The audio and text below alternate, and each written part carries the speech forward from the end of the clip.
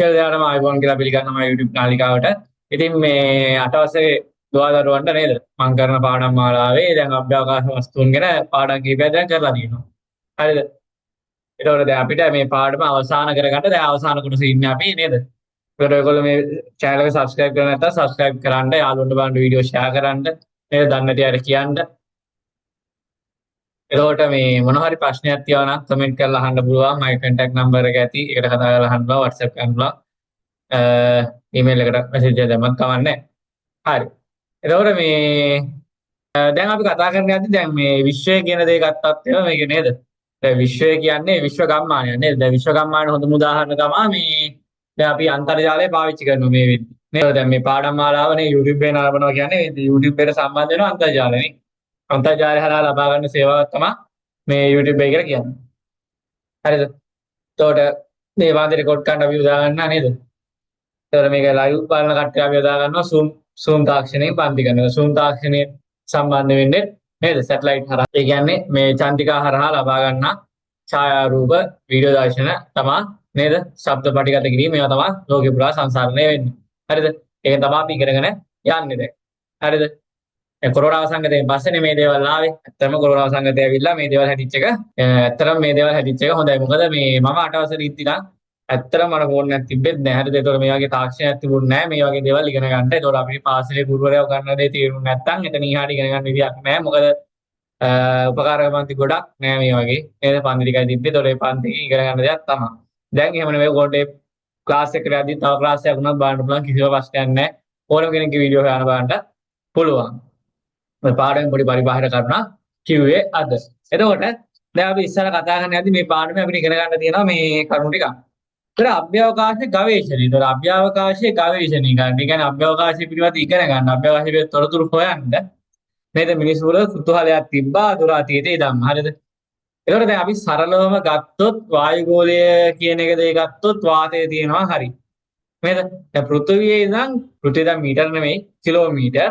දැන් මීටර් 500ක් කියන්නේ කිලෝමීටර් භාගයක්. හරිද? කිලෝමීටර් භාගයක්. ඒ ප්‍රමාණය නෙමෙයි. පෘථිවි පෘෂ්ඨයේ ඉඳන් හරිද? ඒ කියන්නේ සාමාන්‍ය අපි කියමු සාගර මට්ටමේ ඉඳන් වගේ කියලා. හරි සාධාරණ වෙන්න දැන් කඳු මුදුනගේ උස අඩු වෙනවනේ. උඩට තියෙන උස. නේද? ඒක අභ්‍යවකාශය ටික ලං වෙනවා. ඒතකොට මරියානා ආකාරයේ පතුලට වගේ කිව්වොත් අභ්‍යවකාශය තියෙන දුර තව ටිකක් වැඩි වෙනවා. කිලෝමීටර් 11ක් ගැඹුරුයි මං හිතන්නේ මරියානා ආකාරයේ. ඒ එවරස් කඳු මුදුන කියන්නේ මීටර 8840 අන්න ඒ වගේ ගාණක් තමා වෙන්නේ. මට මතක විදියට හරිද? වර්ධින්න පුළුවන් දත්. හරි. යාසනෝ කිලෝමීටර 8ක් කියමුකෝ. 9ක් කියමුකෝ. 9ක් කිව්වත් එවරස් කන්දර වඩා මරියානා ආකාරය යට වැඩි. හරිද? හරි. ඒක උස අතින් ගත්තා. ඊට පස්සේ දැන් අපි කතා කරන්නේ වායුගෝලය කියන්නේ මේ පෘථිවි මිහිතලයේ අපි ඉන්න මට්ටමේ ඉඳන් කිලෝමීටර් 500ක් දක්වා ප්‍රදේශයේදී වායුගෝලය පැතිරලා තියෙනවා. කියන්නේ හිස් අවකාශයක්. ඒ තමයි වායුගෝලය කියලා අපි කියන්නේ. ඒතකොට මේ පෘථිවියේ ඉඳන් කිලෝමීටර් 100කට එහායි. හරිද? 100කට එහායිමු තියෙන අවකාශයේදී වායුගෝලයේම කොටසක් තමයි නේද අපි කියනවා නේද? පරිවර්තී ගෝලය, මෙසෝ ගෝලය, අයන ගෝලය, එහෙම කීකේ තියෙනවනේ. ඕසෝන් වියන කීකේ තියෙනවා. ඒතකොට මේ ගෝලේ කිලෝමීටර් 100ක් උඩට ගියන් පස්සේ අපිට හම්බ වෙනවා අභ්‍යවකාශය කියලා දැන්. හිස් අවකාශයක් වල හිස් නෑ ඒක. ග්‍රහලෝක, ග්‍රහවස්තු, උල්කාපාත, උල්කාශ්ම, කෘත්‍රිම චන්ද්‍රිකා වගේ ගොඩාක් දේවල් එකේ තියෙනවා ග්‍රහ. අර ඉස්සර ලෝකේ අපි හිතන් හිටියේ හරිද? අපි නෙමෙයි අපේ මිත්‍රෝ හිතන් හිටියේ හරිද? අපි දැන් දිනුනේ. දැන් දන්නවා ලෝකේ ගෝලාකාරයි. නේද? මිනිස්සු වේදාකාරයි. හරි.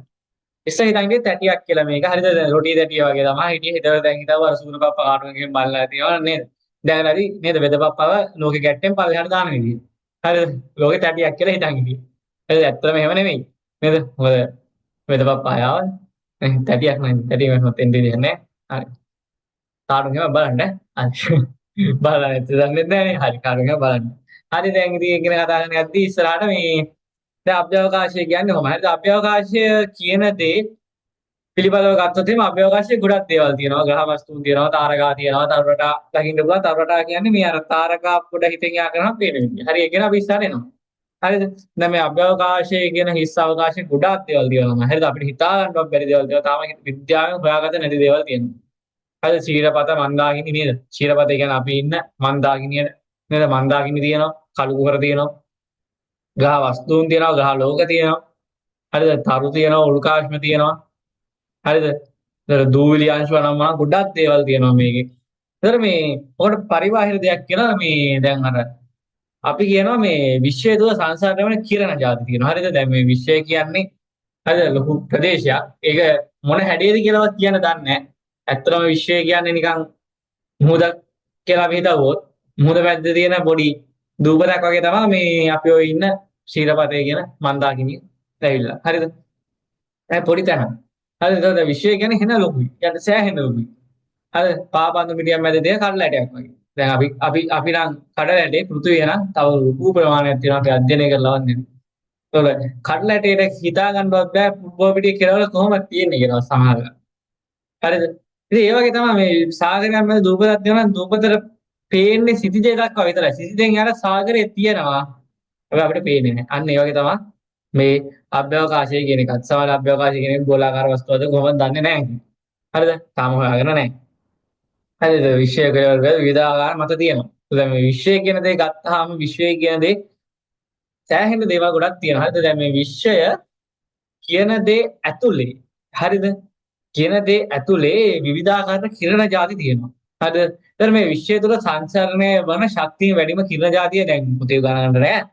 ඉතින් මම මේ උසස් පෙළ කට්ටියට කියලා දෙන හින්දා මම කියන්නේ උසස් පෙළ කට්ටියට මම මේ උගන්වනවා. මොකද අපි ඉගෙන ගන්නවා මේ අන්තරීක්ෂ කිරණ කියලා જાතියක්. අන්තරීක්ෂ කිරණ. හරිද? අන්තරීක්ෂ කිරණ. විශ්වය තුළ සංසරණ වෙන කිරණ જાතියක්. ඒක පිටසක් වලින් එන කිරණ කියලා අපිට කියන්න පුළුවන්. නේද? පිටසක් වලින් එන කිරණ. නේද? මන්දාකිනි අතර හුවමාරුට කිරණ. ශක්තිය වැඩි අන්තරීක්ෂ කිරණ. ඒක ගැමා කිරණ වලට වඩා ශක්තිය වැඩි. අපි එදිනදා භාවිතා කරන රූපවාහිනී තරංග, රේඩියෝ තරංග කිය අපි පාවිච්චි කරන්නේ. ඒ තරංග වගේ නෙමෙයි ඊට වඩා ශක්තිය වැඩි තරංග જાතියක් තියෙනවා අන්තරීක්ෂ කිරණ කියලා. හරිද? අන්තරීක්ෂ කිරණ කියන්නේ ගොඩාක් වෙලාවට අන්තරීක්ෂ කිරණ එන්නේ මේ වෙනස් ග්‍රහ වස්තුන්ගේ ඉඳන් තමයි මේ විශ්වය තුළ සැරිසරන කිරණ જાතියක් තියෙනවා. එහෙනම් හරිද? ලොකු ශක්තියක් ඒවා තියෙනවා. හරිද? පිටසක් වලින් පයිඩ වෙනවා කියලා හිතන්න පුළුවන්. හරිද? පිටසක් වලින් ඉන්නවා නම් නෑ දැන් ෆෝන් කෝල් එකක් දෙනවා. මේ අන්තරීක්ෂ කිරණ හරහා දෙනවා. රේඩියෝ තරංග, දුරකථන තරංග, ශුද්ධ තරංග ඒවා පාවිච්චි කරන්නේ. කියලා අපි හිතමුකෝ අරවෙන් තමයි එන්නේ කියලා. හරි. එතකොට දැන් මේ අභ්‍යවකාශය කියන ප්‍රමාණය අපිට මැනගන්න බැරි හින්දා ලොකු විශාල ප්‍රමාණයක් ඒක ගැන අපිට හිතන්නවත් බෑ. දැන් අපි වැඩිම වේගෙන් යන එක දැන් කපීර් කියයි, ජෙට් කියයි, විඥානයයි අනම්මනම් කියයි. හරිද? ඕවට යන්න පුළුවන් ශබ්දයේ වේගය අපි පුළුවන්. ශබ්දයේ වේගය අපි පුළුවන්. දැන් ඔක සරලවම තේරුම් ගන්න ඕන අපි හිතමු දැන් එකම වෙලාවේ ඒක පොළවෙන් ටේක් ඔෆ් කරන වෙලාවේ. ඒ කියන්නේ පොළවෙන් උඩුගෝවට ගන්න වෙලාවේ ටෝච් එකක් ගැහුවොත්. හරිද? සෑහෙන්න ඈතින් අපි තියලා තියෙනවා නේද? ටෝච් එකක් කියලා ගන්න බෑ. අපි ලේසරයක් කියලා නමු. ටෝච් එක එළිය විහිදිලා යනවනේ. රාත්‍රියේ ගාව ලේසරයක් අරගෙන. අපි හිතමු විශාල කන්දක සුදු පාට ගාලා තියෙනවා. එතකොට රතු පාට ලේසරයක් නම් ගහන්නේ රතු පාට තිතක් පේනවා ඒ කන්දේ. හරිද? අපි මෙතන ස්විච් එක ඔන් කරපු ගමන්ම ඒ තිත ගිහිලා බොහෝ විට يعني තප්පරයක් යන්නේ නැති තරම් ඒ තිත ගිහිල්ලා ආන් අර කන්දේ වදිනවා. හැබැයි කොච්චර වේගින් ගියත් කොච්චර තප්පරයක් යන කලින් ඒ තිත ගිහිල්ලා කන්දේ වදිනවා. හැබැයි කොච්චර වේගෙන් ගියත් මේ රොකට් එකේ එතෙන්ට යන්න. රොකට් එක නෙමෙයි මේ කෆීර එක නැත්නම් මිග් යානාවට එතෙන්ට යන්න නේද? M24 යානාවට හරිද? මම හරි එකක්. ඒ යානාවට එතෙන්ට යන්න අඩුම ගානේ තප්පරයකට වඩා යනවා. තප්පරයකට වඩා යනවා. හරිද? තප්පරයකට වඩා යනවා. මොකද ඕනෑම දැන් සාමාන්‍යයෙන් තප්පරයකට මීටර් 500ක වගේ ප්‍රමාණයක් තමයි යන්නේ ඕක. හරි 400 ගණන් 500 ගණන් තමයි යන්නේ. මොකද ශබ්දය යන්නේ තප්පරයකට මීටර් 330යි. ශබ්දයේ වේගය අභිභවා යන්න පුළුවන්. නමුත් ආලෝකයේ වේගය අභිභවා යන්න විදියක් නෑ. ශබ්දේ මන්දගාමී. මොකද අංශු කම්පණය කරමින් ශබ්දය එන්නේ. ඔක හොතනම අත්දකින්න පුළුවන් අකුණු ගහන වෙලාවට අකුණේ ආලෝකය ආවම පස්සේ තමයි ශබ්දය එන්නේ. ඒතර ආලෝකය තමයි වේගය. දෙන්න එකටම ඇති වෙන්නේ එකම වෙලාවෙ ඇති වෙන්නේ. හැබැයි ආලෝකයේ වේගය. ඒකයි ආලෝකයේ මුලින් ඉන්නේ. ශබ්දයේ පස්සේ.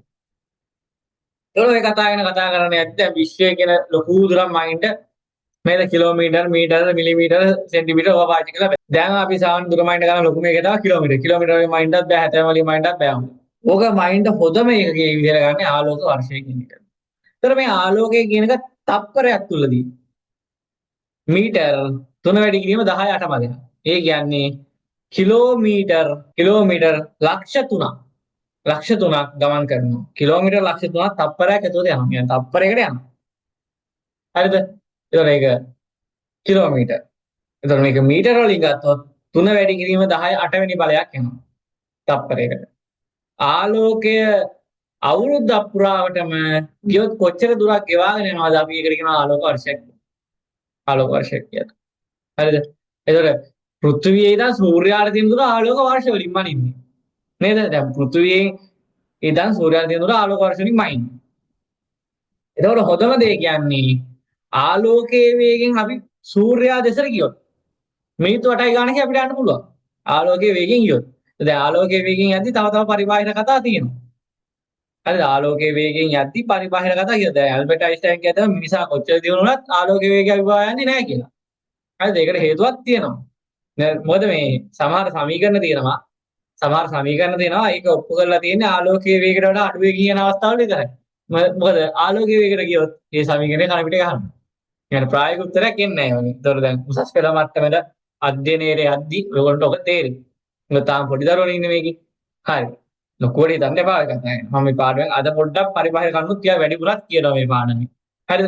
එතකොට දැන් මේ සූර්යාගේ ඇතිවන ආලෝක කදම්බයක් පෘථුවියට පතනය වෙන්න මිනිත්තු වලින් ගත්තොත් මිනිත්තු 8කුයි තප්පර ගානකුයි යනවා. තප්පර 15ක් වගේ කාලයක් යනවා.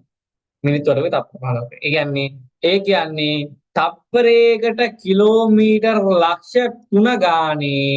එතකොට ඒ දුර කිලෝමීටර වලින් ගන්න ඕන නම් ඔයාලට සරලවම හිතා ගන්න පුළුවන්. හොයා ගන්න පුළුවන් ක්‍රමය තමයි මොකද්ද? තප්පරයකට යන්නේ 3 වැඩි කිරීම 10 8යි මීටර. මීටර වලින් හිතනවා. අපේ කිලෝමීටර ලක්ෂ 3ක් යනවා.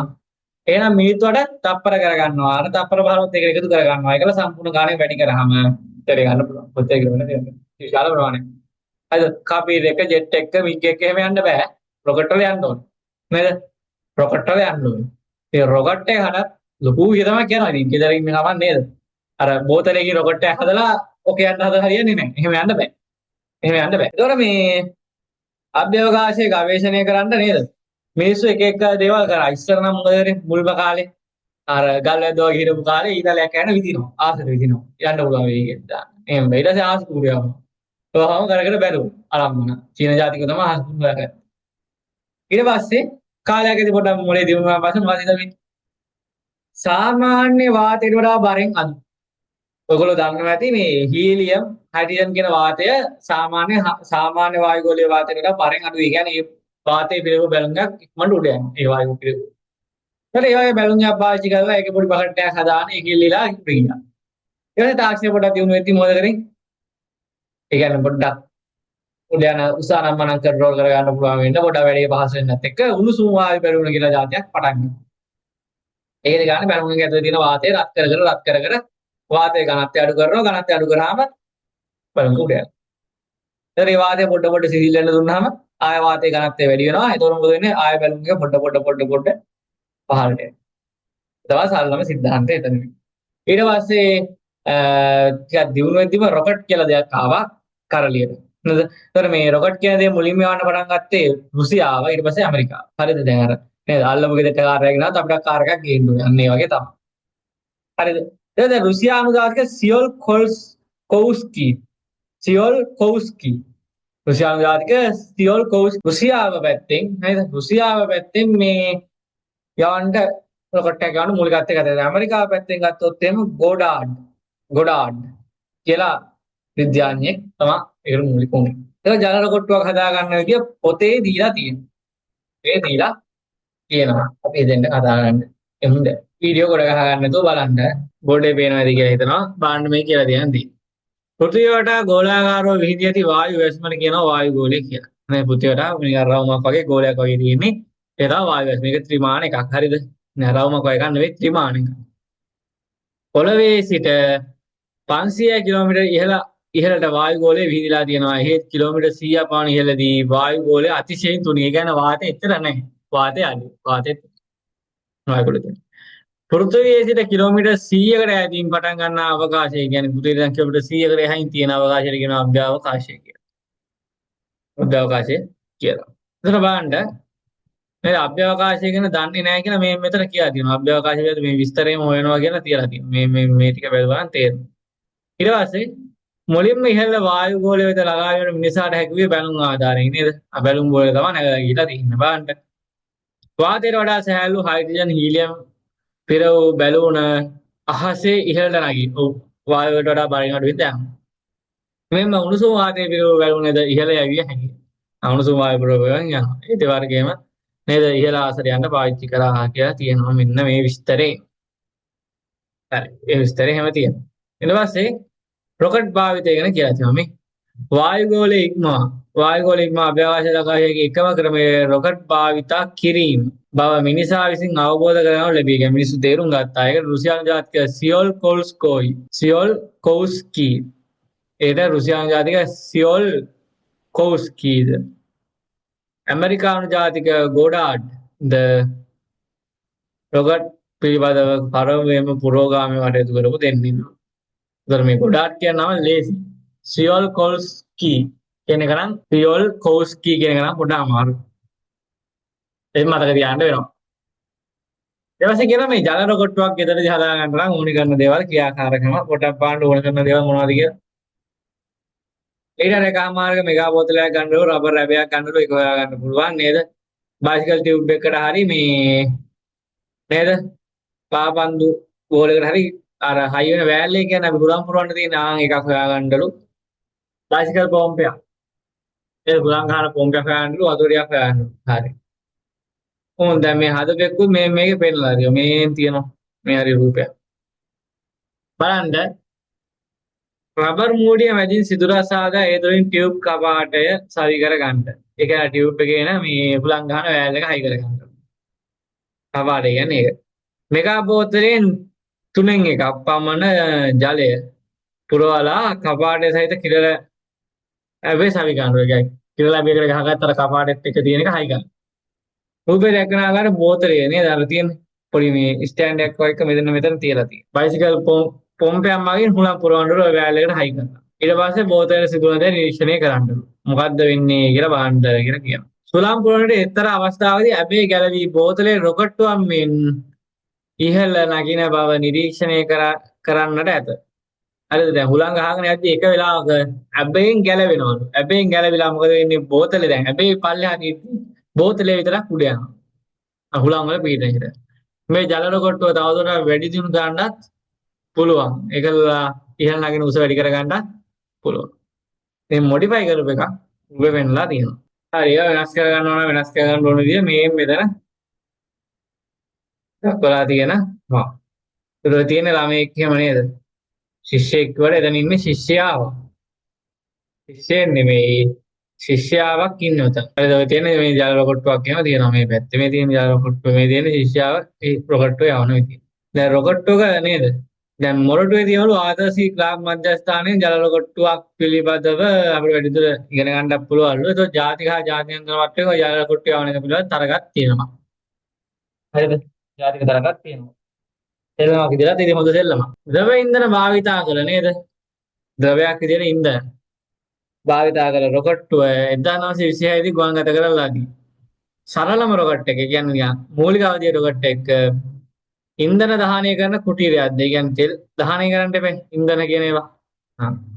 ඉන්ධන ටැංකියක්ද? ඉන්ධනත් ඕනේ. ඉන්ධන ටැංකියක් ඕනේ. එතකොට ද්‍රව ඔක්සිජන් ටැංකියක්ද? ඒ කියන්නේ ඔක්සිජන් විතරක් ද්‍රව විදිහට. කියන්නේ අධික පීඩනයකට දාලා තියෙන. එතකොට ඒක ද්‍රව බවටපත් වෙනවා. දල්වන හේවත් ජලක ඉන්ජෙක්ටර්ස් කියලා කියනවා අපි. ටැංක් එකකින්ද තියෙන්න ඕනේ කියලා කියනවා. බලන්න. මේ අංක 1 කියන්නේ හයිඩ්‍රජන්. මේක ඇතුලේ තියෙන්නේ හයිඩ්‍රජන්. අංක 2 කියන්නේ ද්‍රව ඔක්සිජන්. එතන ඔක්සිජන් පුරවලා තියෙන්නේ ටැංකියේ. 3 තියෙන්නේ පෙට්‍රල්. 4 කියන්නේ දහන කුටීරය. ඒ කියන්නේ පොඩි කුටීරයක්. ඒකෙන් අර රාජි තුනම කවරම් කරලා දහනය කරනවා. දහනය කරලා හැදෙන වාතය මේ විදිහට පිට කරනවා. අධික වේගකින් පිට කරනවා. එතකොට මොකද වෙන්නේ? ඇති වෙන බලයෙන් හින්දා ඒ දෙන තෙරපම හින්දා රොකට්ටුව උඩ යනවා. මේ තියෙන්නේ ඉන්ධන වශයෙන් යොදා ගන්නා ද්‍රව හයිඩ්‍රජන්ද. ද්‍රව ඔක්සිජන්ද දල්වනයට යොදා ගන්නා පෙට්‍රල් වැනි ද්‍රව්‍යයන්ද හොදින් මිශ්‍ර කර කුටීරය තුළට පොම්ප කරයි. කුටීරය තුළ පම්ප් කරනවා. මෙහිදී දැවෙන වායු අධික වේගයකින් නැසින්න තුලින් ඒ කියන්නේ නොසල්ස් වලින් පිට වී යයි. නැසින්න කියන්නේ මේ මෙතන තියෙන පොඩි සිදුරු. මේ වගේ තැන්වල තියෙන. නැසින්න තුලින් වේගයෙන් වායු පහළට විදින විට රොකට්ටුව කෙරෙහි ඉහළට ක්‍රියා කරන උඩුකුරු බලයක් උපදී. ඒ උඩුකුරු තෙරපුමක් ඇති වෙනවා. උඩට යන්න පටන් ගන්නවා. ඒ වගේම රොකට්ටුව ඉහළ නගී. නේද? ඒතර අරගෙන වායුව පහළට තෙරපද්දී නේද? අර දහන වායුව පහළට තෙරපද්දී රොකට්ටුව උඩ පැත්තට යනවා. නිව්ටන් නියම කියලා අපි ඉස්සරහට උසස් පෙළදීත් ඔක ඉගෙන ගන්නවා. ඒ වගේම සාමාන්‍ය පෙළ විද්‍යාවේදී නිව්ටන් නියම ගැන උගන්වන්න තියෙනවා. එතකොට ඔය කතාව කියන්නේ. රොකට්ටුව මේ විදිහට උඩ යන එක අර අහස් කූර කියන එකේ චරිතයට සමාන විදිහ. අහස් කූරෙත් ඔය කතාව තමයි වෙන්නේ. පල්ලෙහාට ගිනි පුපුරු විදිනවා. එතකොට තමයි අහස් කූර උඩ යන්නේ. ඊට දැන් උගන්වනවා කෘත්‍රිම චන්ද්‍රිකා කියලා. මේ තියෙන්නේ. පෘථිවිය වඩා පෘථිවිය චන්ද්‍රයාව ආකර්ෂණය කර තියෙනවා. ඒ චන්ද්‍රයා පෘථිවිය මත නොවැටි. කියන්නේ පෘථිවියට ඇදීලා යන්නේ නැත්තේ ඒක යම්කිසි වේගයකින් නේ. නියත වේගයකින් පෘථිවිය වඩා ගමන් කරන්න බැහැ. ඒතකොට මම ඒක කියලා දුන්නා. ඒක වෙන විදිය. ඒ යම්කිසි වේගයක් තියෙද්දි නේද? එයා ඇදිලා යන්නේ නැහැ. මොකද එයා එළියට යන්න එයා ඇතේ බලයක් ක්‍රියාත්මක වෙනවා. ඒ චලනයේ හින්දා දැන් අපි ලණුවක් වුණා නේද? ලණුව ගල් කැටයක් ගැට ගහලා කරකද්දී ලණුව අතහැරුණොත් එහෙම ගල් කැටේ එළිය පැත්තට විසින්නේ. මොකද අපේ අකට එන්නේ නැහැ නේ අය. මේ මොකද එළියට බලයක් තියෙනවා. ලණුව අල්ලන් ඉන්නකම් ඒක ගැලවිලා යන්නේ නැහැ. මොකද ලණුවෙන් ඒ ගල් කැටේ ඇදලා අල්ලන් ඉන්නේ. අන්න ඒ වගේ තමයි. එතකොට මොකද වෙන්නේ? චන්ද්‍රයා පෘථිවිය විසින් ආකර්ෂණය කර ගන්නවා. ඒ වගේම චන්ද්‍රයා කැරගෙන හින්දා චන්ද්‍රය පිටපැත්තට බලයක් ක්‍රියාත්මක වෙනවා. මේ බල දෙක බැලන්ස්ලා චන්ද්‍රයා එක තැන තියෙනවා. මේන් කියලා තියෙනවා රොකට්ටුවක් යොදාගෙන පෘථිවිය වටා භ්‍රමණය වන ආකාරයට ගුවන්ගත කළ වස්තුවක් කෘත්‍රිම චන්ද්‍රිකාවක් නම් වේ. කෘත්‍රිම චන්ද්‍රිකාවක් කියන්නේ රොකට්ටුවක් පාවිච්චි කරලා අභ්‍යවකාශයට නැත්නම් අවකාශයට එකතු කරපු නේද? පෘථිවිය වටා නේද? රොකට්ටුවක් පාවිච්චි කරලා අභ්‍යවකාශයට ගෙනියලා නේද? පෘථිවිය වටායි ගමන් කරන විදිහට ස්ථානගත කරපු යම්කිසි වස්තුවකට තමයි කෘත්‍රිම චන්ද්‍රිකාවක් කියලා කියන්නේ. ස්වාභාවික චන්ද්‍රිකා කියලා જાතියක් නැහැ. කෘත්‍රිම කියන්නේ මිනිස්සු හදපුවා. 1957 ඔක්තෝබර් 4 වන දින සෝවියට් රුසියාව විසින් ස්පුට්නික් එක නම් වූ ප්‍රථම කෘත්‍රිම චන්ද්‍රිකාව ගුවන්ගත කරන ලදී. ප්‍රථම කෘත්‍රිම චන්ද්‍රිකාව ගුවන්ගත කරේ 1957 ඔක්තෝබර් 4 වෙනිදා ස්පුට්නික් එක කියලා කියනවා. ඒක රුසියාවෙන් තමයි කරේ. මේ රුසියාවට තොරයි ලොකු රුසියාව. ඒකින්ද ඇමරිකාවත් වැඩ පටන් ගත්තා. මෙම ඒකකය මෙම ඓතිහාසික ජයග්‍රහණය මිනිසා අභ්‍යවකාශයකට ගෙන යාමට සමත් වෙද්දී. ඕකෙන් තමයි ඉතින් අභ්‍යවකාශය යන්න පටන් ගත්තේ. ඊට පස්සේ යූරි ගගාරින් යවන්න පටන් ගත්තා. ඊට පස්සේ හඳ මත යන්න පටන් ගත්තා. එක එක ඒවා පටන් ගත්තා. රුසියාව හැමදේම කරේ නෑ ඇමරිකාවත් කරා. ඒ කාලේ තරගයට වගේ ඒවා කරා. ඊට පස්සේ කියනවා ඇමරිකාව ප්‍රථම චන්ද්‍රිකාව එක්ස්ප්ලෝරර් 1 නම් මේ ගුවන්ගත කරලා 1958 අවුරුද්දක් ගියකම ඉතින් ඒත් කරලා. ජනවාරි 31 අවුරුද්දක් ගිහිල්ලත් නෑ. අර ඔක්තෝබර් 4 මෙයා ජනවාරි 31 වෙනිදම කරලා. හොඳයි. ඊට පස්සේ කියනවා දැන් අපි හැමෝම දන්න නාසා ආයතනය ගැන කියනවා. ඇමරිකානු අභ්‍යවකාශ වැඩසටහන ක්‍රියාත්මක වීම සඳහා 1958 දී NASA නෙවෙයි NASA ආයතනය පිහිටුවන ලදී. NASA කියන්නේ නහයට නෙමෙයි. ආයතනය. මේ කියනවා රාත්‍රී 7-8 පමණ පැහැදිලි අහස ඇති දිනයක අහස නිරීක්ෂණය කරන කොට අහස දිහා බලන්නලු. තරු අතරින් ගමන් කරන තරුවක් වගේම එකක් පේනවා. ඒ තරුව යනවලු එහෙම. ඒක චන්ද්‍රිකාවල්. එහෙම යන තරුව වගේ පේන්නේ චන්ද්‍රිකාවල. චන්ද්‍රිකාවල ලයිට් එහෙම තියවනේ. ඒ තරුවක් වගේ පේනවා අපිට. එළියක් එහෙම පේනවා. තරුවක් කඩා වැටෙනවා වගේ කියන්නේ බිමට වැටෙනවා වගේ පේනවා නම් ඒක උල්කාපාතයක්. උල්කාපාත වැටෙන පෘථිවියට. උල්කාපාතය කරනොත් එහෙම ලොකු හානියක් වෙන්න පුළුවන්. ඩයිනෝසෝරු කියනම අවසාන උනේ ලොකු උල්කාපාතයක් වෙලා කියලා කියනවා. ඒ වගේ සත්‍යදර්ශ භාව පිළිබඳව නම් ප්‍රශ්න තියෙනවා. සංනිවේදන චන්ද්‍රිකා. සංනිවේදන චන්ද්‍රිකා උපයෝග කරගෙන තමයි අපි රූපවාහිනී විකාශයෙන් පවත්වාගෙන යන්නේ. හරිද? රූපවාහිනී විකාශයෙන් පවත්වාගෙන යන්නේ. දැන් මේ කියලා දෙනවා 1962 ජූලි 10 වෙනි දින ලෝ ප්‍රථම වාණිජ සංනිවේදන චන්ද්‍රිකාව ගුවන් කරේ. අරක නිකන් චන්ද්‍රිකාව. මේක සංනිවේදන චන්ද්‍රිකා. සංනිවේදන කියන්නේ සාමාන්‍ය මිනිසුන්ගේ ප්‍රයෝජන ගන්න පුළුවන් රූපවාහිනී ගුවන් විදුලි දුරකථන දත්ත හුමාරු කිරීමට යොදා ගන්නා චන්ද්‍රිකා. එය ටෙල්ස්ටාර් ටෙල්ස්ටාර් කියලා කියනවා. ඒක නම තමයි ටෙල්ස්ටාර්.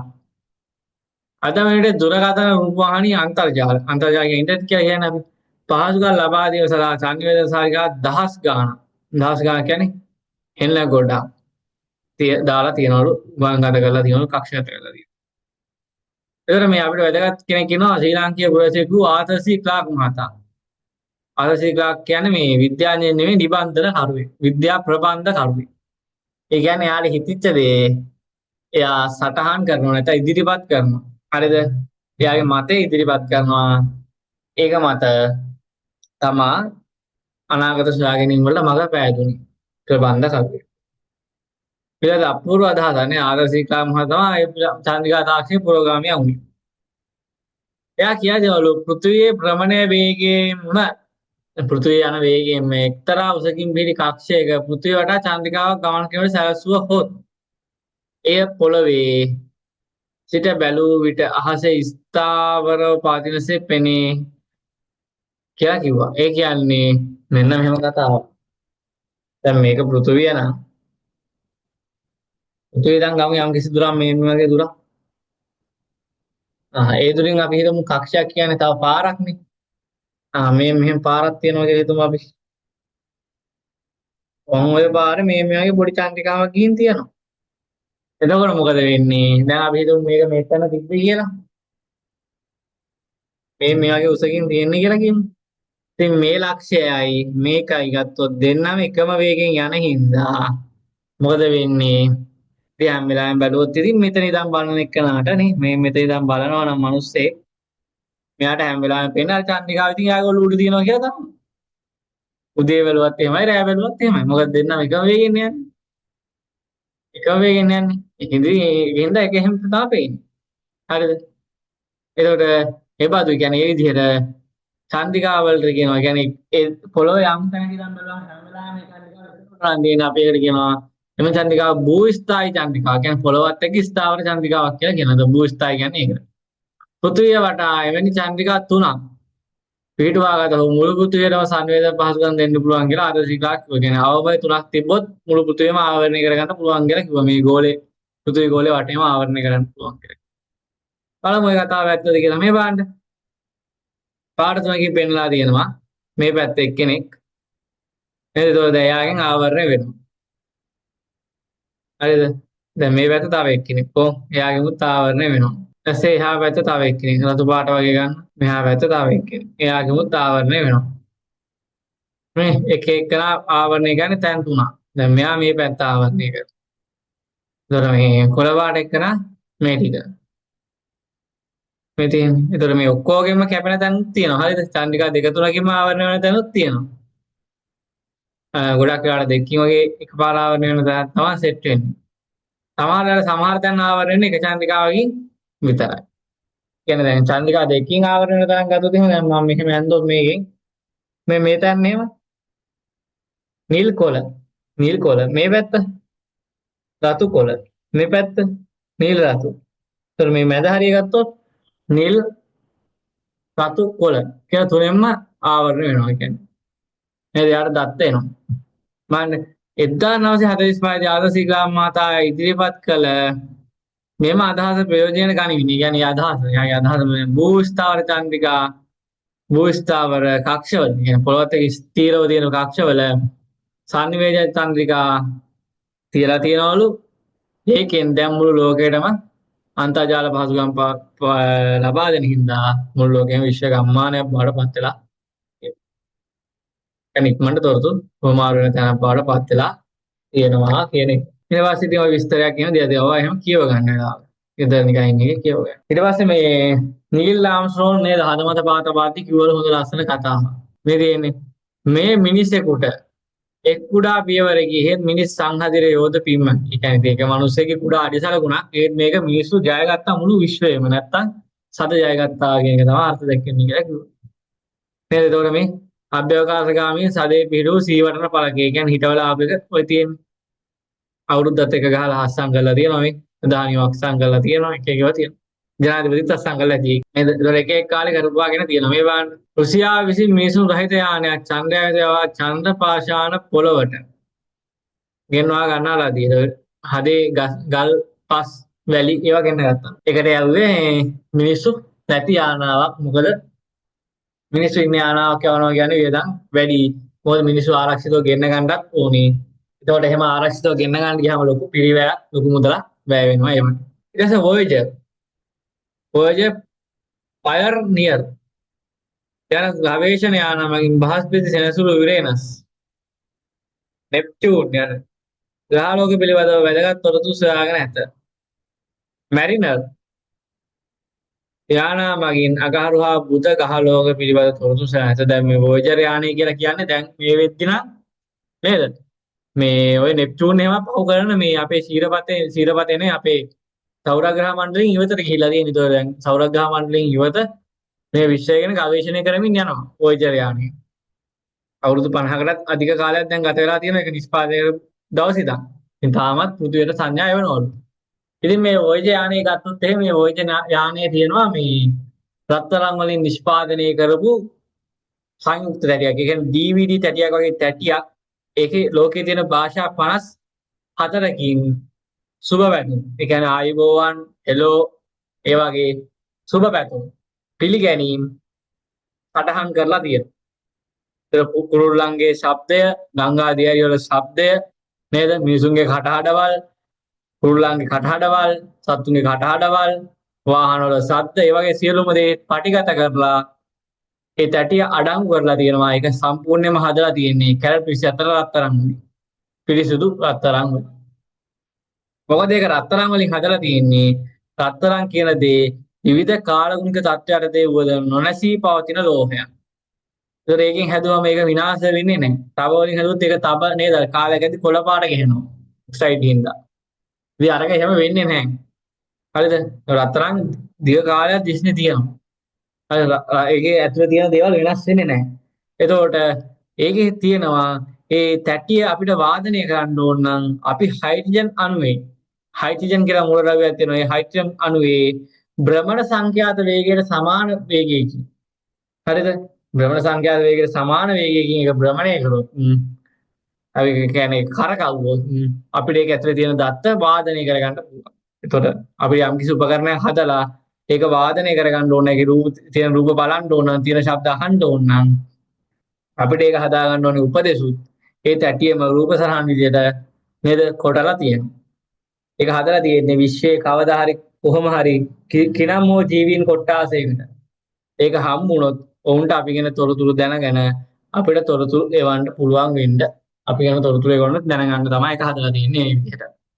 ඒතකොට ලෝකයේ තියෙන භාෂා කොටකින් සුබ පැතුම් එකට එක්කලා තියෙන්නේ මේ ලෝකයේ තියෙන භාෂාව මේ කට්ටිය පාවිච්චි කරනවද දන්නේ නැහනේ. මේ කට්ටියට ඒවා තේරුම් ගන්න පුළුවන් දන්නේ නැහනේ. අන්න ඒකින්ද තමයි ඒවා දාලා තියෙන්නේ. මොකද ඒගොල්ලෝ තේරුම් ගන්න පුළුවන් දෙයක් තිබ්බොත් ඒකට ප්‍රතිචාර දක්වයි කියනවා. හරිද? ඊට පස්සේ කියනවා අඟහරු ගහයා මතට විවිධ යානා ගොඩබස්වා නේද? එහි පෘෂ්ඨයේ තොරතුරු සොයාගෙන නැත. හරි. ඒතර මේ අදෝරත්ත කැමරාවක් තියෙන නේද? අර අපේ යවුවා නේද අඟහරු වලට යානය. ඒතර ශ්‍රී ලංකීය විද්‍යාඥයෙක් සාත් ගුණපාල මහතා නේද? ඒකට මූලිකත්වය ඒකත් ඒ විද්‍යාඥයා විසින් නේද අදෝරත්ත කැමරාව නිර්මාණය කරා. අදෝරක්ත ඇසක් කියලා කියනවා. අපි අදෝරක්ත ඇසක් කියලා කියනවා. අදෝරක්ත කැමරාව, අදෝරක්ත ඇස. පෘථිවියේ සිට නිරීක්ෂණය කිරීම අපහසු අභ්‍යවකාශ වස්තු නිරීක්ෂණය සඳහා හබල් අපි හබල් කියලාත් කියනවා. හබල් කියන හබල් කියලාත් කියනවා. රුසියාව හා ඇමරිකාව වෙන වෙනම අභ්‍යවකාශ මධ්‍යස්ථාන. කියන අභ්‍යවකාශයේ තියෙනවා පොඩි නිකන් ගියක් වගේ තැනක්. නේද? ඒක තමයි විද්‍යාඥයෝ ඉන්නේ. අභ්‍යවකාශයේ ගවේෂණය කරන අය. වෙන වෙනම පිරාය. නමුත් දැන් ඒව රටවල් දෙකම හා ලෝකේ තව රටවලුත් එකතු වෙලා ජාත්‍යන්තර අභ්‍යවකාශ මධ්‍යස්ථාන කියලා එක තැනක් තියාගෙන ඉන්නවා. ඒකෙන් තමයි අභ්‍යවකාශය සම්බන්ධ ගවේෂණ කටයුතු වීම සිද්ධ වෙනවා. ඒකේ මිනිස්සු ජීවත් වෙනවා. ගගනගාමීන් ජීවත් වෙනවා. මේ තියෙන එකේ ඡායාරූපයක්. මේක ගියක් වගේ තමයි ඉතින්. මේ සෝලාර් පැනල් වලින් තමයි අදාළ සූර්ය ශක්තියෙන් තමයි විදුලිය ගන්න. ඒකේ තියෙන වැඩවලට ඒකේ ආහාරයම තියන් ඉන්නවා. ඉතින් ඉන්න විද්‍යාඥයන්ට අවශ්‍ය කරන දේවල් තියෙනවා ඉතින්. ඊට පස්සේ අපි කතා කරන්න තියෙන තරු රටා ගැන. නේද? ඒ රාත්‍රී අහසේ නේද? මේ කියලා තියෙන විස්තරේ. රාත්‍රී අහසේ තරු දෙස බලා පැරැන්නෝ එම තරු රටා සිතින් යා කර විවිධ රූප හිතේම ආගත් අතිශය මෙලෙස නම් කරන රූප තරු රටා කියලා හඳුන්වනවා. නේද? නැත්නම් තාරකා මණ්ඩල කියලා කියනවා.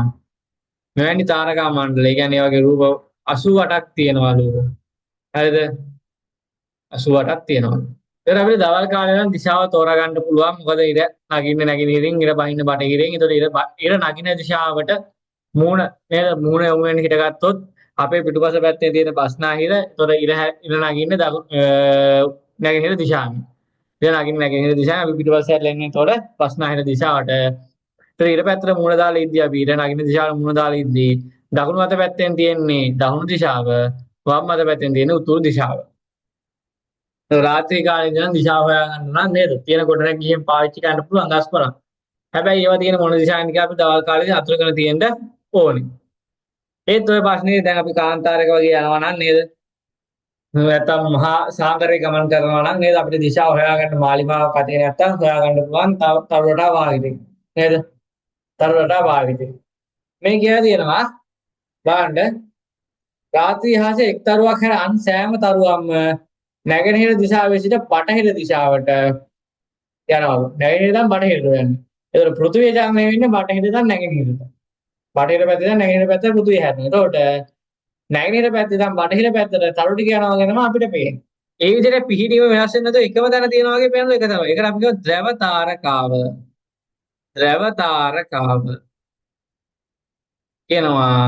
ද්‍රව තාරකාවේ පිහිටීම වෙනස් නොවන්නේ පෘථිවි අක්ෂය එක එල්ලේ කියන්නේ එල්ලේ පිහිටා තිබෙන නිසා. ඒ කියන්නේ මෙන්න මෙහෙම දෙයක්. බලන්න. මම කියලා දෙන්න. තව තේරුම් ගන්න බෑ ලේසි. මුචි මොළනේ තියෙන්නේ. 8 වසරේ කිරිසප්පයෝ. මේ තියෙනවා භ්‍රමණ අක්ෂය පුතු. ඔය ද්‍රව තාරකාව කියන එක තියෙන්නේ භ්‍රමණ අක්ෂය උඩ. ඒකට කෙලින්ම උඩ හරියන්නේ. දැන් මේක නම් භ්‍රමණ අක්ෂය. හරිද? ඔන්නෝකනම් භ්‍රමණ අක්ෂය. මේ හරිය ඔය තරු තියෙන්නේ. ඉතින් පෘථිවිය කොහේ ඉඳන් බැලුවත් උග ඔතනම තමයි තියෙන්නේ. හැබැයි ඔය තරුවා මේ වගේ තැනක තිබ්බොත් මෙන්න මේ වගේ තැනක ඉතින් ඒක පේන ඕම දුවනවා වගේ හෙරමීට. මෙතන එහෙම කතාවක් නෑ. ඒක එහෙම යන්නේ නෑ දැන්. හරි? භ්‍රමණාක්ෂයටම උඩින් තියෙනවා. ඒ දැන් ඔය තරු රටා තියෙනවා. මේ තියෙන්නේ පෙබරවාරි මාර්තු මාසවලදී රාත්‍රී 8. දැන් 8ට විතර අහසේ පේන තරු රටා ටිකක් තියෙනවා. ඔන්න බලන්න. පෙන්ලා තියෙනවා.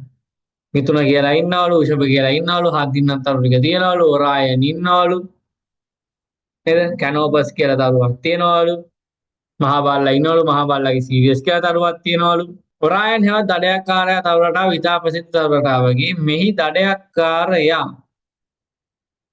අහස මුදුනේ පිහිටන විට දඩයක්කාරයාගේ හිස් උතුරු දිශාවට යොමුලා තියෙනවා. දැන් මේ ඔලු ගෙඩිය තියෙන මේකයි. මේ ඔලු ගෙඩිය තියෙන උතුරු පැත්ත. හරි. මේ තාරකා මණ්ඩලයේ ඇති තරු සියල්ල එකම තලයක පිහිටා ඇතිසේ ලෙස පෙනී.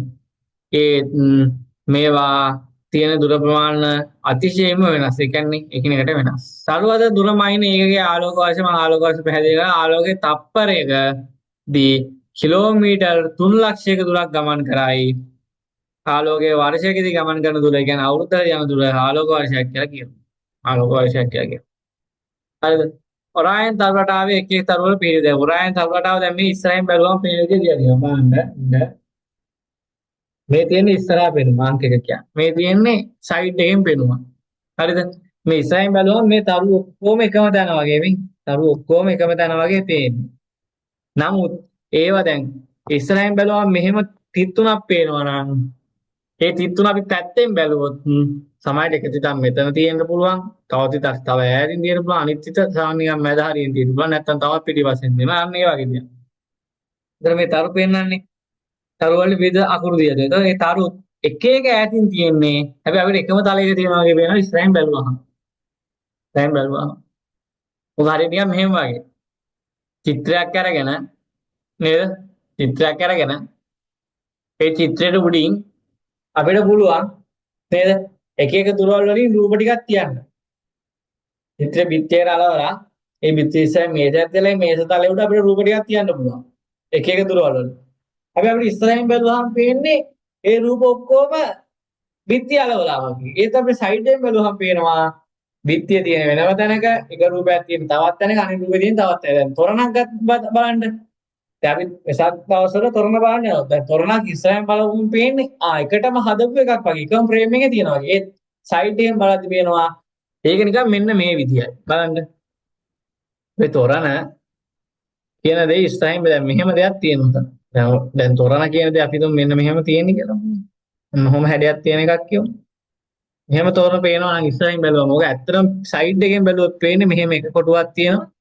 තව මෙහෙම කොටුවක් තියෙනවා. ෆ්‍රේම් එකක් වගේ එකක්. මේක ඉස්සරහින් මේ පැත්තෙන් බලන එක්කනට තමයි මේ පැත්තෙන් බලන එක්කනට මෙන්න මේ විදිහට පේන්න ඕන. දැන් බලන්න. හැබැයි සයිඩ් එකෙන් බලද්දි පේන්නේ වෙනස් විදිහට.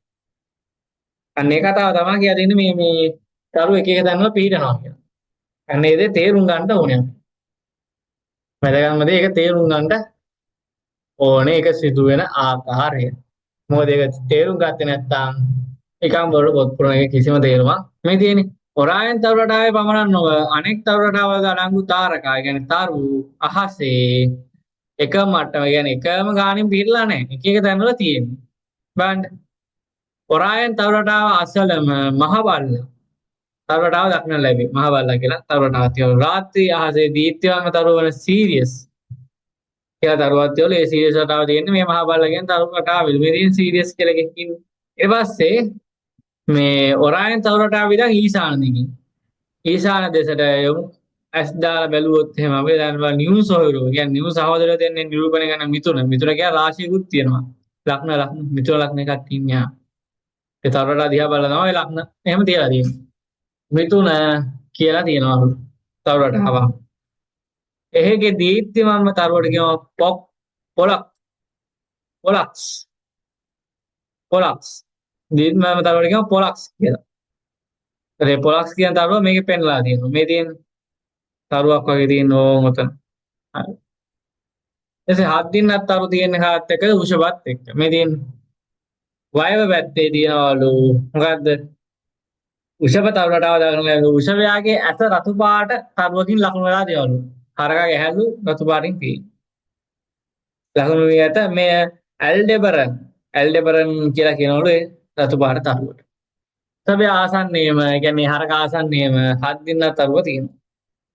ඒකට මේ කියලා තියෙනවා පෙබරවාරි මාර්තු මාසවලදී මධ්‍යම රාත්‍රී අහසට බැලුවොත් පෙනෙන තරු රටා මේ තරු රටා ඒ තරු රටා ටිකම මැයි ජූනි කාලවලදී රාත්‍රී අත විතර දැක ගන්නත් පුළුවන්ලු.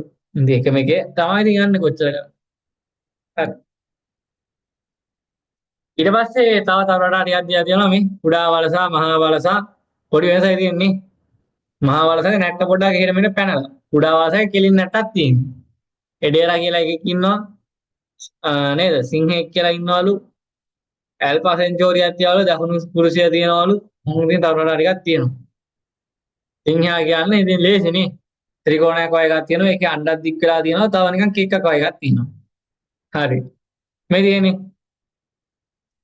සිංහ කියන මේ තරු රටාව ගැන කියනවා අහසේ නේද? අහසේ මුදුනට ආසන්නව සිංහ රාශිය දක්නට ලැබේ.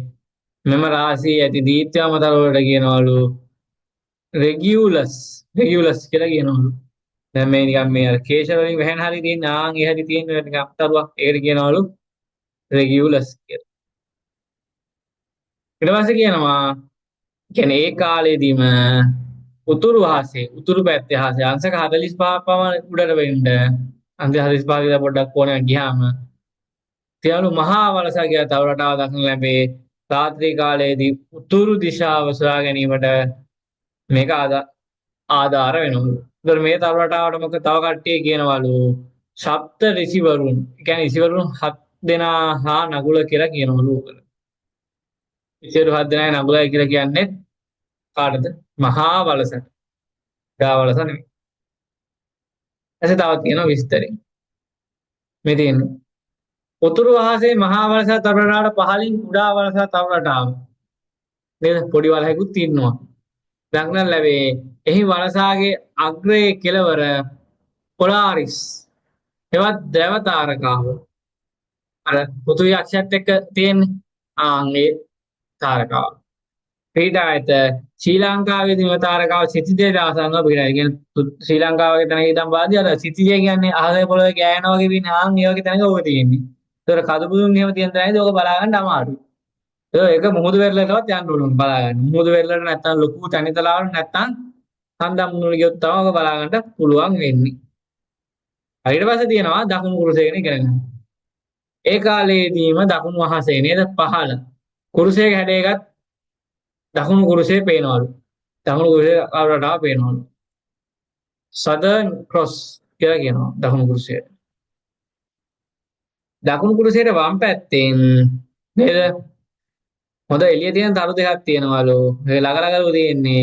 ඒ තරු දෙක දකුණු කුරුසයට ඈතින් තියෙන එක ඇල්ෆා සෙන්චුරිය කියලා කියනවා. ඇල්ෆා සෙන්චුරි කියලා කියනවා. මේ තියෙන ඇල්ෆා සෙන්චුරි කියන එන්න තියෙනවා. ටිකක් දීප්තිමත් එක. ඇල්ෆා සෙන්චුරි. මේ මෙතන. හරි. ඊට පස්සේ රාශීන් ගැන අපිට ඉගෙන ගන්න තියෙනවා. නේද මේ කියන්නේ? සූර්යාට පෘථිවියද අනෙක් ග්‍රහලෝකද භ්‍රමණය වේ. සූර්යා සහ ග්‍රහලෝක ගමන් ගන්නාසේ පෙනෙන මාර්ගයේ තරු රටා 12ක් තියෙනවලු නේද? ඒවට රාශි චක්‍ර කියලා කියනවා. රාශි චක්‍ර කියන්නේ දැන් මේවා තමයි ලක්ෂණ විදිහට තියෙන්නේ. නේද මොනවද? මේෂ, වෘෂභ, මිථුන, කටක ඒවා ලක්ෂණ තියෙන්නේ. ඔය ලක්ෂණ තියෙන සිංහ, කන්‍යා, තුලා, වෘශ්චික, ධනු, මකර, කුම්භ, මීන. ඔය තමයි ඉතින් තියෙන ලක්ෂණ කට්ටිය. ඔය තමයි රාශිය කියලා කියන්නේ. නේද? සූර්යයා ග්‍රහලෝක චලනය වන ගමන් මාර්ගයේ තියෙන තරු රටා 12. නේද? මේ බලන්න කියලා තියෙන විස්තරي. පෘථිවිය සූර්යයාට පරිභ්‍රමණය වේ. කියන්නේ සූර්යයාට යන විට පෘථිවියේ සිට පෙනෙන්නේ සූර්යයා එක් රාශියක සිට අනෙක් රාශියට යනවා වගේ. ඉතින් ඒකනේ සිංහ අවුරුදු කාලේ කියන්නේ මීන රාශිය මේෂ රාශිය. නේද? මීනව අතහැරලා මේෂ ගාවට එනවා. ඉතින් ආයෙත් ටික කාලෙකින් මේෂව අතහැරලා මීන ගාවට යනවා. ඒක තමයි වෙන්නේ. මේ තියෙන්නේ. දැන් මේ කතාව මෙහෙමයි. පැහැදිලි කරගන්න බලන්න මෙහෙම. පෘථිවියේ මෙතන ඉඳන් බලන එකට කෙලීම් ඉරක් ගැහුවොත් පේන්නේ මෙයා උෂභ ඉන්නවා වගේ. නේද? උෂභ ඉන්නවා. තව ටිකක් පෘථිවිය එහාට ගියොත් බලන්න තව ටිකක් පෘථිවිය එහාට ගියොත් ඒ කියන්නේ පෘථිවිය මේ වගේ තැනකට ආවොත් බලන්න දැන් පෘථිවිය මෙතෙන්ට ආවොත් දැන් කළු පාටික තියෙන අලුතෙන් පෘථිවිය තියෙන තැන එතන ඉඳන් බලනකොට පේන්නේ සූර්යයා මිථුන වල ඉන්නවා. මිථුන වල ඉන්නවා වගේ. ඔක විතරක් නෙමෙයි. තව තියෙනවා. බලන්න. දැන් මම හිතුවා සූර්යයා මෙතෙන්ට ආවා කියලා. මෙතන ඉඳන් බැලුවොත් පේන්නේ සූර්යයා කන්‍යා රාශියට ගිහිල්ලා වගේ. නැත්නම් සූර්යයා ගෑනු කෙනෙක් වෙලා කියන එක නෙමෙයි. එයා කන්‍යා රාශියට ගියා කියන්නේ. දැන් පෘථිවිය මෙතෙන්ට ආවොත් මෙයාට පේන්නේ සූර්යයා මකර රාශියට ගිහිල්ලා වගේ. මොකද සූර්යයා පෘථිවිය දැන් බලද්දි සූර්යයා කොතනද ඉන්නවා කියන පේන්නේ දැන්. එළිම බලනවා කියන්නේ සූර්යයා කොතනද ඉන්නේ කියලා බලනවා කියන එක. එයාට පේන්නේ මකර වල ගිහින් ඉන්නවා වගේ. මකර වල ගිහින් පදිංචිලා සූර්යයා මකරෙක් වෙලා නේ. සූර්ය පුතා කියන්නේ මොහොමනේ. කියන දේ නෙමෙයි කියලා ගිහින් කියන්නේ වෙන වෙනමනේ. ඒක රාත්‍රී අහසේ නේද ගහ වස්තු ගහලෝක නිරීක්ෂණය කරන්න අපි දුරේක්ෂ පාවිච්චි කරනවා. දුර දක්න නෙවෙයි දුරේක්ෂ පාවිච්චි කරනවා. මේක හදාගන්න විදියක් නෙමෙයි විස්තරයක් එහෙම දීලා තියෙනවා. මේක කොනමානයක් අරගෙන කාඩ්බෝඩ් බටයක් නැත්නම් බීම් බටයක් ගන්න තොක් කරන්න පුළුවන්. දැන් නම් ඉතින් බීම් බට තහනම් නේද? පාවිච්චි ගන්න තහනම් මොකද මේ පරිසර දූෂණය හින්දා එහෙනම් කාඩ්බෝඩ් බීම් බට ගන්න තියෙනවා දැන්. කාඩ්බෝඩ් බීම් බට ගන්න තියෙනවා. අපේ වෙල කීයක් එහෙම දෙනවා. මයිලෝ එක එහෙම. එකක් කරනවා ඔය වැඩේ කරගන්න. පුළුවන්. මේක හදාගන්න තියෙනවා දීලා තියෙනවා. ඒක ගැන ඉතින් විස්තරේ කියව ගත්තාම තේරෙනවා. හොඳ PVSing ඒ කියන්නේ ඇත්තටම අපිට කිසිම දෙයක් නැතුව ඇහැට පැහැදිලිව හඳුනා ගන්න පුළුවන් ගහලෝක කිහිපයක් තියෙනවා. මේ ගහලෝක පහක් තියෙනවා. නම් බුධ, සිකුරු, පෘථිවි. මේ වගේ PVSing ඒ කියන්නේ මේ අපිට ඇහැට හොඳට පේන ගහලෝක මොනවද? බුධ, සිකුරු, අගහරු. අහලා දිනනවා බ්‍රහස්පති, සෙනසුරු. කියන ගහලෝක පහ අපිට හොඳට බලා ගන්න පුළුවන්. පෘථිවිය කියන එකත් ඉතින් අපිට පේනවා නේද? අපි ඉන්නේ පෘථිවියනේ. බුධ, සිකුරු, පෘථිවි, අගහරු යන ගහලෝක ඝන ස්වභාවයකින් යුක්තයි. නේද? ඒ කියන්නේ ප්‍රාශාන වගේ දේවල් වලින් හැදිලා තියෙන්නේ. ඊට අනෙක් ගහලෝක වායුමය ස්වභාවයකින් යුක්තයි. ඒ කියන්නේ ඒක නිකන් දූවිලි අංශු, වාතය, අනම්මන ඒවා එකතු වෙලා තමයි හැදෙන්නේ. නේද? ඒකට බුධ, සිකුරු, අගහරු, බ්‍රහස්පති, සෙනසුරු. දැන් පෘථිවිය කියන එක අතහැරලා. නේද? බ්‍රහස්පති, සෙනසුරු. ඒවා PVSing බලා ගන්න බලවල පෘථිවිය දැන් බලන්න. ඉතින් ඒ වගේ දැන් බැලුවොත් පෘථිවියත් පේයි. බුධ වලට එහෙම ගිහින් බැලුවොත්. නේද? රාත් ඉතිහාසයේ දිදුලනවා නම්, ඒ කියන්නේ බැබලෙනවා නම්, ඒ කියන්නේ එළිය එනවා එළිය නැති වෙනවා, එළිය එනවා එළිය නැති වෙනවා. ඒ තියෙන්නේ මොනවද? තරු. ග්‍රහලෝක ඒ වගේ එළිය එනවා නැති වෙනවා වෙන්නේ නැහැ. එහෙම වෙන්නේ නැල්ලෝ. දුරේක්ෂයකින් ග්‍රහලෝක නිරීක්ෂණය කළොත්, ඒ කියන්නේ බලවුවොත් පේන්නේ කොහොමද? තරුවන් නම් දීප්තිවන්ත පේනවලු. දීප්තිමත් හිතක් විදියටලු පේන්නේ. ග්‍රහලෝක දුරේක්ෂයෙන් නිරීක්ෂණය කළ විට නිකන් තැටියක්. නිකන් රොටි තැටිය වගේ පේනවා. හද දිහා බලනම අපිට පේන්නේ. නේද? අර හද වැඩි දිලිසෙන්නේ නැති දවසට අපිට පේන්නේ නිකන්. නේද? කාසියක් තින්ද ගාලා තියලා වගේ. අන්න ඒ වගේ පේනවා. ඒක තමයි කතාව. මේ පාඩමේ ලොකු කතාවක් දැන් අපි සාකච්ඡා කරලා ඉවර කරා. අපි ඊළඟ දිනේදී සෞරග්‍රහ මණ්ඩලය ආශ්‍රිත වැදගත් සංසිද්ධී කියන එකේ සූර්යග්‍රහණ චන්ද්‍රග්‍රහණ ගැන කතා කරලා නේද? කතා කරලා අපි මේ පාඩමේ අභ්‍යාස සාකච්ඡා කරන්න යනවා.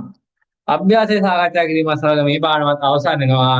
ඒ වගේම මගේ වගකීමත් අටවසරේ කට්ටියට අවසන් වෙනවා. මොකද අපි පන්තියේ බල සියලුම විෂය නිර්දේශ කොටස් සියලුම පාඩම් සමගින් අභ්‍යාසත් කරලා නේද විභාග ප්‍රශ්න පත්‍ර සාකච්ඡා කරන්න තියෙනවා. තව ටික කිහිපයක්. පෙරිය සාකච්ඡා කරාම සියල්ලම අවසන්.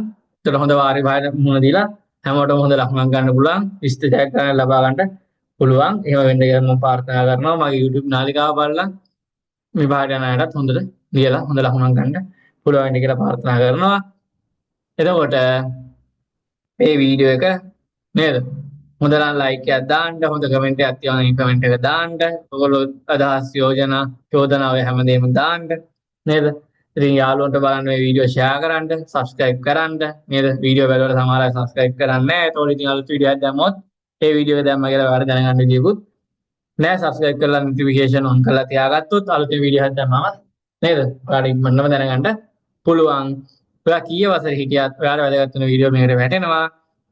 ඒක අට වසරේ වීඩියෝ ගොඩක් තියෙනවා නේද? ඒ වගේ විතරක් නෙමෙයි 10 11 පන්ති වල අයියලා අක්කලාටත් වීඩියෝ දාලා තියෙනවා නේද? ඔයගොල්ලෝගේ බලන්න ගිහිල්ලා නේද? ඒතකොට ඕනෑම දරුවෙක් ඉගෙන ගන්න පුළුවන් නේද? අර දණ්ඩිර පැටලෙන ස්වභාවයක් තියෙනවා. ඒවා පිළිවෙලට ඉගෙන ගන්න පුළුවන් නේද? ලඝු කියලා පාඩමක් තියෙනවා. නේද? ඒක උසස් වෙලාවට පවා ඕන වෙනවා. ඉතින් ඒක ගිහින් බලා ගන්න පුළුවන්. ඒක විභූතිය නම් මනම් ඒක කතන්දර වගේක් තියෙනවා. ඒ වගේ නේ අයියලා අක්කලාට කියන්න බලමු නැති අය මේ වීඩියෝස් බලන්න කියලා කියන්න. හරි එහෙනම් අද දවසේ කොටස අවසන්. ඔයගොල්ලෝ හැමෝටම ස්තුතියි.